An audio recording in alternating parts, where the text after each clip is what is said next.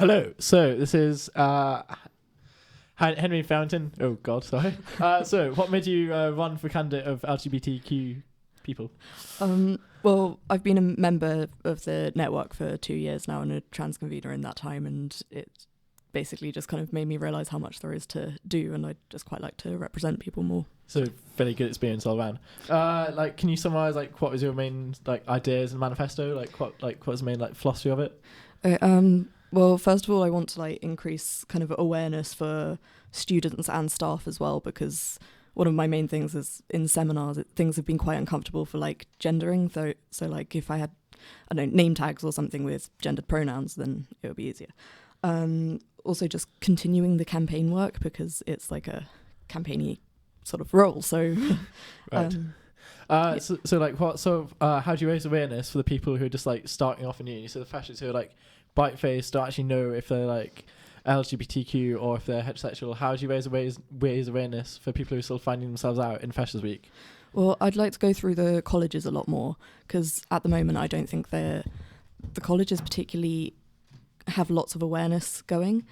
So I'd like to do that, and also continue that through second and third years as well, because it seems to stop after freshers. So yeah. I sort of get that idea. There's lots of money coddling in Freshers Week, then it sort of just disappears as soon as you sort of leave and become going second term, third term, and onwards. Do you another big thing around news is the gender neutral toilets and stuff like that? Do you think that if you should have gender neutral seminars, gender neutral go the whole way? Well, I think on the kind of toilet front, it would just be very hard logistically because it's a plumbing issue. But one thing I particularly want to do is put sanitary bins in male toilets, and generally all toilets, which will make it a lot more accessible for kind of transgender students. As it comes to seminars and things, I think if we have kind of gendered pronouns, as in when we introduce ourselves, say for instance, I'm Henry, I go by he, him, and it would just kind of, I guess, break the ice a bit. Everyone. So in all sports societies, lad culture is very prominent. I was wondering how to deal with anybody who's wanted to come out as LGBTQ in those societies, and how you'd help them in Salvation, places like that, where it's pretty hard, and lad culture and lad culture is big. Well, I mean, sports is a big thing. That's kind of one of the main reasons I didn't join any.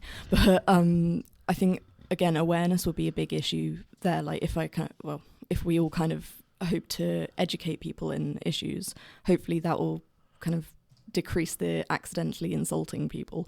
Also for things like going into town and things, I think, again, if I try and raise awareness a bit, even if it's things like kind of not policing the gendered toilets or something like that, then hopefully it will kind of, release tension.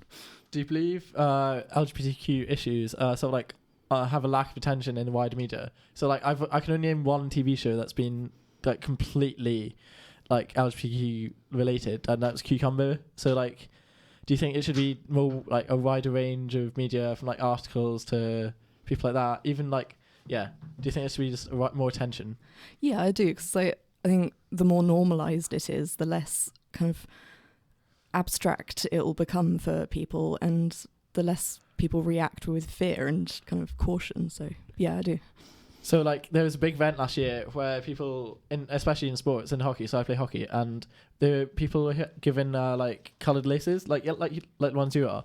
Do you think you would try and do a massive campaign, since you're head of events, to try and get this the laces, all around uni, and just create a massive buzz for it? What would you do? What events would you sort of do to it to be both inclusive to heterosexual people and LGBTQ people?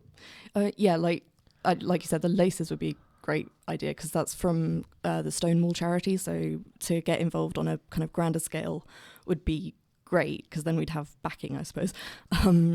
As for the heterosexual and non-LGBTQ people, I think it's important to raise awareness for them as well, purely because it just creates a better environment for everybody.